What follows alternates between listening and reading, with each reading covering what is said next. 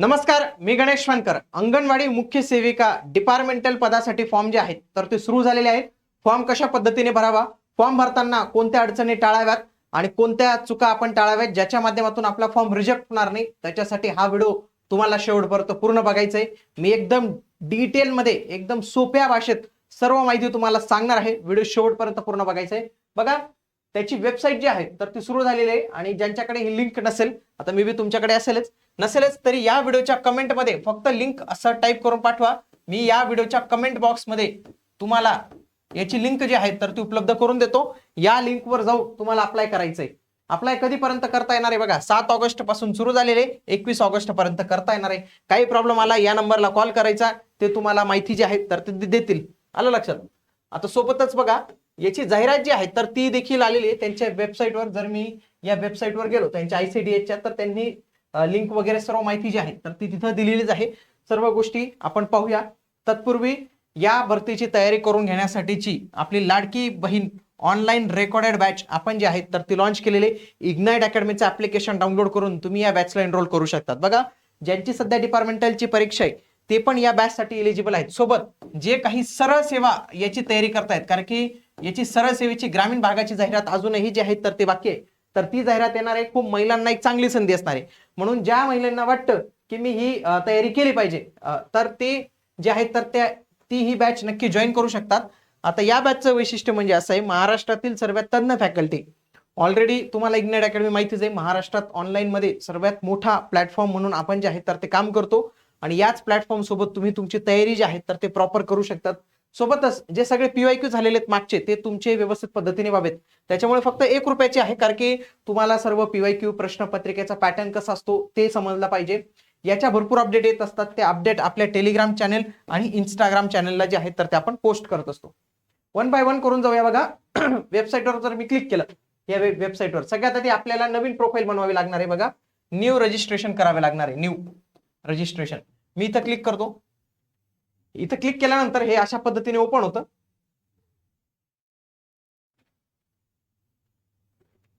हे close, I agree. आता बघा, सगळ्यात आधी आपल्याला आपली पर्सनल इन्फॉर्मेशन भरायची आहे. सगळ्यात आधी बघा, तुमचं पहिलं नाव, तुमचं मधलं नाव आणि तुमचं आडनाव. आता प्रश्न महिलांसाठी असा आहे, फॉर्म कोणत्या नावाने भरू, माहेरच्या नावाने भरू, सासरच्या नावाने भरू, कसं काय करायचं लक्षात घ्या. तुमच्या 10वीच्या याच्यावर जे आहे त्याच्यावर फॉर्म भरायचं. जनरली 10वीच्या याच्यावर आपलं हेच असतं ना, माहेरचं नाव असतं, तर जे काही तुमचं माहेरचं नाव असेल ते तुम्ही इथं टाकावं. पण काहींची 10वी लग्नानंतर झालेली आहे, मग त्यांच्या नावात बदल असू शकतो. पण तुमच्या 10वीच्या प्रमाणपत्र मार्कशीटवर जे नाव आहे, जे काही नाव असेल, आशा असेल तर आशा टाका. नंतर तुमच्या आशाचं आशाबाई झालं तरी ते आशाच नाव टाका. म्हणून ते 10वीच्या याच्यावर जे नाव आहे तेच तुम्हाला टाकावं लागणार आहे. आलं लक्षात. त्याच्या व्यतिरिक्त काहीच बदल करू नका. हा, आता ज्यांच्या नावात बदल केला त्यांनी काय करायचं, यस करायचं. यस, इथं यस करायचं. समजा काहींनी लग्नानंतर नाव चेंज केलेलं आहे, त्यांनी इथं यस करायचं आणि इथं तुमचं जे नवीन नाव आहे ते इथं टाकायचं. जे काही तुमचं नावात बदल झाला असेल, काय स्पेलिंग केली असेल मिस्टेक, ते सगळे इथं टाकायचं आहे. तुमची जन्मतारीख लिहायची. जन्मतारीख कशाची पाहिजे माहिती आहे का, 10वीच्या याच्यावरची आहे ती. काही महिलांची आधार कार्डवर वेगळी, जन्मदाखल्यावर वेगळी आहे, LC वर वेगळी आहे. जर तुमची 10वीच्या मार्कशीटवर जी जन्मतारीख येते ती जन्मतारीख तुम्हाला इथं टाकावी लागणार आहे. त्यांनी तिथं स्पष्ट सांगितलेलं आहे. तुमचं वय हे 1 जानेवारी 2025 ला कॅल्क्युलेट केलं जाणार आहे. लक्षात ठेवा, हे वय 50 पेक्षा जास्त नको, 50 वर्षापेक्षा जास्त नको. कधी, 2025 ला. मग आता एखादी महिला ती 51 वर्षाची असेल तरी ती फॉर्म भरू शकते, कारण की 2025 ला तिचं वय 50 भरत होतं, म्हणून तो काही इश्यू येणार नाही तिचं. आता तुमच्याकडे अंगणवाडीचं प्रमाणपत्र आहे का. समजा एखादी सरळ सेवेची महिला म्हणेल मी भरून पाहते, नाही भरता येणार. बघा, you are not eligible for this post, लगेच बाहेर काढून टाकलं. इथं यस करायचं. यस, जर ज्या महिला असतील त्यांनी यसच करायचं. यस करायचं. आता जेंडर तर एकच राहणार, ते ऑप्शन नाही दिलं तरी चाललं असं, ठीक आहे. चला, वडिलांचं नाव टाकायचं, नाव आईचं नाव टाकायचंय. हे पण कशाच्या बेसिसवर टाकायचंय, 10वीच्या याच्यावर जे आहे, कारण की बऱ्याच महिलांच्या आईचं नाव वेगळंच असतं 10वीच्या याच्यावर आणि नंतर ओरिजिनली वेगळं असतं. 10वीच्या याच्यावर जे नाव असेल तेच टाकायचं. बाकी मोबाईल नंबर असा टाका की त्याला OTP येणार आहे, म्हणून चालू मोबाईल नंबर टाका की ज्याला रिचार्ज वगैरे आहे तो. ईमेल ID पण बघून घ्या. ईमेल ID पण असा टाका की ज्याचा पासवर्ड तुम्हाला माहिती ईमेल IDचा, कारण की त्याच्या ईमेल IDवर बऱ्याच गोष्टी जातात. ओके, तर या 2 महत्वाच्या गोष्टी होत्या. त्याच्यानंतर तुमचा 10वीचा सीट नंबर प्रॉपर टाका, कारण की नंतर प्रोफाईल बनवता येत नाही, हे लॉक करून देतात 10वीच्या याच्याने. त्याच्यानंतर कधी 10वी पास झाले त्याचं वर्ष पाहिजे आणि मंथ पाहिजे. टेस्ट सेंटर, टेस्टमध्ये कोणते कोणते सेंटर त्यांनी दिलेले आहेत, खूप कमी दिलेले आहेत बघा. मुंबई 1 दिलेले, पुणे दिलेले, नाशिक आहे, छत्रपती संभाजीनगर, अमरावती, नागपूर, म्हणजे फार कमी सेंटर त्यांनी दिलेले आहेत. तिथे जाऊनच तुम्हाला परीक्षा जी आहे तर ती द्यावी लागणार आहे. इथं आलो, हे नोटवर जनरेट ओटीपी करायचा. ओटीपी केल्यानंतर आय ऍग्री करायचं, हा कॅप्चा कोड टाकायचा आणि इथं रिव्हेरीफायचं ऑप्शन असतं. मग सर्व इन्फॉर्मेशन तुम्हाला पुन्हा एकदा रिव्हेरीफाय करायला विचारतील. आता याची पुढची प्रोसेस आपण पीपीटीवर पाहूया, कारण की ते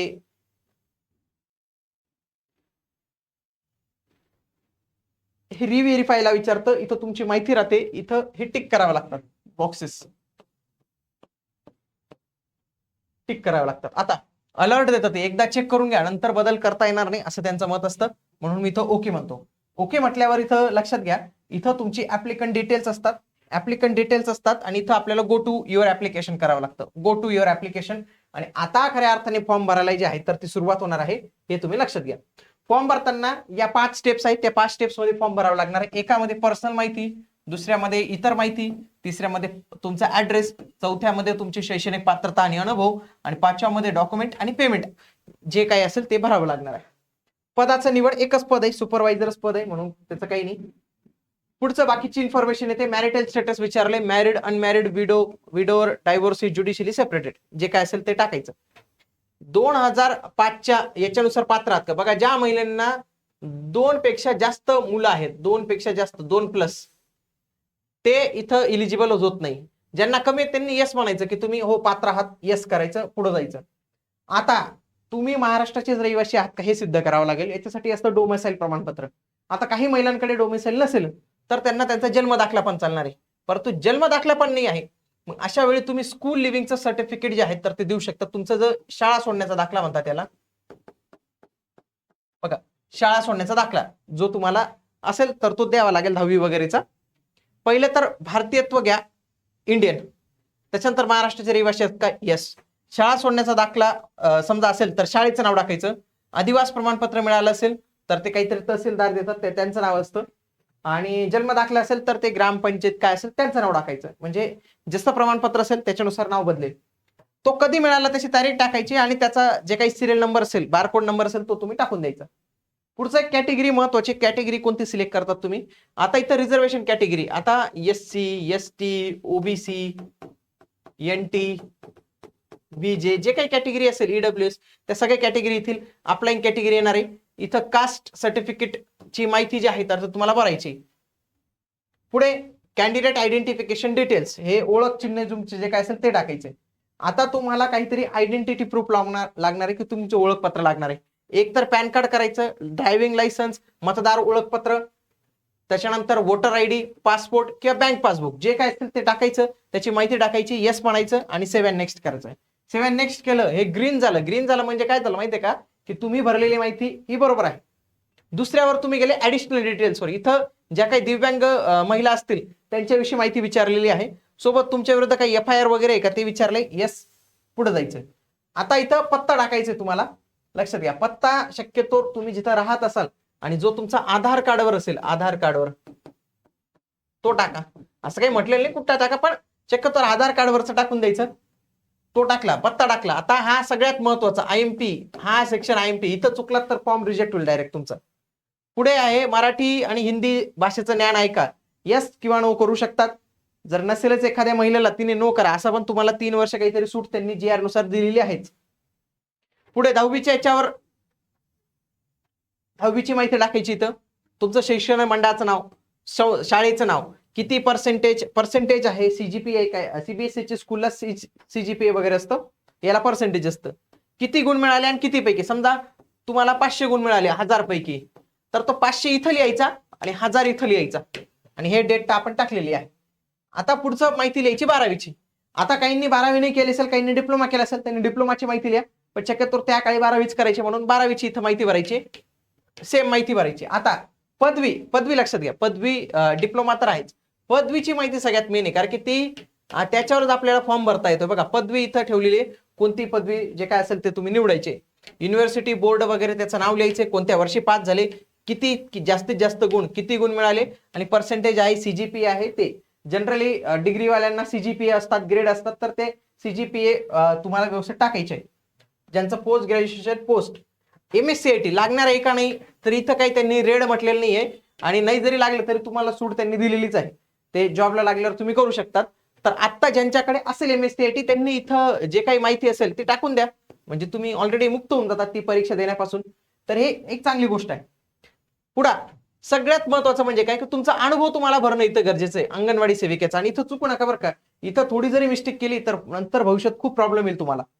पहिलं तर तुमचं जिल्ह्याचं नाव लिहा, तुमचं प्रकल्पाचं जे काही नाव असेल ते तुम्हाला लिहायचंय, तुमच्या अंगणवाडीचं नाव लिहायचंय, तुमच्या अंगणवाडीचा जो काही कोड असेल तो लिहायचा आहे. त्याच्यानंतर तुमचं CDPOचं जे ऑफिस असतं त्याचं माहिती लिहायची, तुमचं जे एक्सपिरियन्स सर्टिफिकेट दिलेलं आहे त्याची माहिती लिहायची इथं, तुमची अंगणवाडी सेविका म्हणून कधी जॉईनिंग झालेली ते लिहायचे. मग तुमचं बरोबर ते कॅल्क्युलेट जे आहे सर्व्हिस 10 वर्ष झालेली का नाही ते कॅल्क्युलेट करेल. ती सर्व्हिस पण 1/1/2025 ला कॅल्क्युलेट होईल, लक्षात घ्या. 1 जानेवारी 2025 ला ते 10 वर्ष कंप्लीट असले पाहिजे होते. तर ही माहिती अत्यंत महत्वाची, तो कुठं चुकी करू नका. इथं चुकी केली तर खूप अवघड होईल, म्हणजे अभ्यास करून काय उपयोग होणार नाही एवढी मेहनत करायची. त्याच्यामुळे ही माहिती 4 वेळा दाखवा, 4 वेळा व्यवस्थित पद्धतीने बघा, डायरेक्ट फॉर्म सबमिट करू नका, त्याच्यानंतरच फॉर्म भरा तुम्ही. हे सगळं झालं. सेव्ह अँड नेक्स्ट केलं. सेव्ह अँड नेक्स्ट केलं. आता सगळ्यात महत्वपूर्ण पुढची जी गोष्ट आहे ती म्हणजे काय, ती म्हणजे कागदपत्र अपलोड करायचे. कागदपत्र हे पण चुकायला नाही पाहिजे. नाहीतर जनरली काय काय होतं, बऱ्याच वेळी आम्ही पाहिलेलं आहे, काही महिलांकडून काही व्यक्तींकडून फॉर्म भरला जातो. फॉर्म भरताना ते काय करतात, जिथं 10वीचं सांगितलं तिथं 12वीचं लावून देतात, जिथं 12वीचं सांगितलं तिथं पदवीचं लावून देतात. तर अशा चुका करू नका. एकदम डोळसपणे, एकदम डोळे उघडे ठेवून जिथं जे म्हटलेले तेच अपलोड केलेले का 4 वेळा पाहून घ्यायचं आणि त्याच्यानंतर फॉर्म सबमिट करायचा. सगळ्यात आधी तुमचा फोटो लागणार आहे, फोटो. त्याच्यानंतर तुमची सही लागणार आहे. आता कोणती कोणती कागदपत्र लागतात, त्याच्यासाठी काय पॅरामीटर्स आहेत, हे सगळ्यांवर मी एक सेपरेट व्हिडिओ बनवलेला आहे, तो तुम्ही पाहू शकता. फोटो इथं अपलोड करायचा. फोटो लाईव्ह पण पाहिजे बरं का. लाईव्ह म्हणजे काय, की तो कॅमेराद्वारे डायरेक्टली तुमचा होईल. त्याच्यासाठी एकतर फोनने फॉर्म भरा, फोनने करावं लागेल ही प्रक्रिया, कारण की कधी कधी कम्प्युटरला नसतं. नाहीतर लॅपटॉप वगैरे असेल तर त्याच्याने पण तुम्ही करू शकतात. आणि बाहेर जर फॉर्म भरायला गेला असेल ते तर करून सॉरी बघा, हा लाईव्ह फोटोग्राफ जो आहे तर तो तुमचा असतो. हे झालं. आता पुढे लक्षात घ्या, 10वी लागणार आहे, 12वीचं प्रमाणपत्र लागणार आहे, डिग्रीचं सर्टिफिकेट लागणार आहे, डोमेसाईल तुम्हाला लागणार आहे, अंगणवाडीचा 10 वर्षाचा अनुभव लागणार आहे, MSCIT येस केलं असेल तर ते लागणार, नाही तर नाही लागणार. कास्ट सर्टिफिकेट द्यायचं असेल तर द्या, नाही दिलं तरी चालतं. Caste validity. पुढे लहान कुटुंब प्रमाणपत्र. लहान कुटुंब प्रमाणपत्र हे महत्वाचं आहे बरं का, हे खूप महत्वाचं आहे. लहान कुटुंब प्रमाणपत्र हे लागतंच आणि याच्याशिवाय फॉर्म भरता येत नाही. हे मग कुठं निघतं येतं आता ते काही विशेष नाही आहे. याची इथं प्रिंट निघते. ही प्रिंट जर ज्याला पाहिजे असेल कमेंटमध्ये मला PDF टाईप करा, मी तुम्हाला याची PDF आहे पाठवून देतो. ती PDF प्रिंट काढायची, त्याच्यावर माहिती लिहायची स्वतःनेच आणि स्वतः जिथं अपलोड जे आहे तर ते करून टाकायचं. ज्यांच्या नावात बदल असेल ना त्यांनी विवाह प्रमाणपत्र, गॅजेट वगैरे काय असेल ते लावायचं आणि त्याच्यानंतर फॉर्म भरला जायचा. इथून प्रिव्ह्यू करून घ्यायचं, एकदा सगळा फॉर्म व्यवस्थित पद्धतीने बघून घ्यायचा, त्याच्यानंतर पेमेंट करायचं आणि त्याच्यानंतर सबमिट करायचं. फॉर्म 4 वेळा पाहून घ्यायचा. संधी खूप वर्षानंतर आलेली आणि आता चुका कराल तर काय उपयोग होत नाही, कारण की डिपार्टमेंट शेवटी नाही ऐकून घेत नंतर, तुम्हाला माहिती आहे. तर व्यवस्थित पद्धतीने फॉर्म भरा. फॉर्म भरल्यानंतर ज्या दिवशी फॉर्म भरणार व्यवस्थित पद्धतीने भरणार, त्याची प्रिंट काढून ठेवा आणि त्याच्या दुसऱ्या दिवसापासून अभ्यासाला लागून जा. आणि अभ्यास करताना तुम्हाला काही मार्गदर्शन पाहिजे असेल तर आम्ही आहेत, आमची टीम आहे संपूर्ण तुमच्यासाठी, नेहमी मार्गदर्शन आम्ही करत राहू. सोबतच ज्यांना वाटतं प्रॉपर स्टडीज करायची आपल्याला, तर ते आपली बॅच जी आहे मुख्य सेविकेची ती बॅच जॉईन करू शकतात. ज्याच्यामध्ये तुमचं जे तांत्रिक घटक आहे, ICDS ची कायदे योजना त्या तर आहेच, मराठी इंग्रजी विषय व्यवस्थित पद्धतीने आपण इथे दिलेला आहे. संपूर्ण अभ्यासक्रमावर आधारित लेक्चर्स आहेत, सर्व एकदम साध्या सोप्या भाषेत शिकवलेले, सगळ्या नोट्स आहेत, सगळ्या टेस्ट आहेत. फक्त तुम्हाला इग्नाइट अकॅडमीचं ऍप्लिकेशन डाउनलोड करायचंय आणि या बॅचला एनरोल करायचंय. ज्यांनी म्हणजे ज्यांचा स्टडी खूप चांगला झालेला आहे तर त्यांनी एकदा याच्या PYQ आहेत ना, हे टेस्ट नक्की देऊन पहा. तिथं टेस्ट टाकलेल्या आहेत PYQच्या 2025च्या, त्या टेस्ट एकदा सॉल्व्ह करून पहा. तुम्हाला कळेल की तुमचा अभ्यास कुठपर्यंत झालेला काही नाही. फक्त इग्नाइट अकॅडमीचं ऍप्लिकेशन डाउनलोड करून तुम्ही याला एनरोल करून ठेवा, म्हणजे ते तुमचा अभ्यास जो आहे व्यवस्थित पद्धतीने होईल. तुमचे काही प्रश्न असतील ना कमेंट बॉक्समध्ये टाकत चला, तुमच्या सर्व कमेंट्स मी वाचत असतो. भेटूया पुढील व्हिडिओमध्ये. तोपर्यंत जय हिंद, जय महाराष्ट्र, धन्यवाद.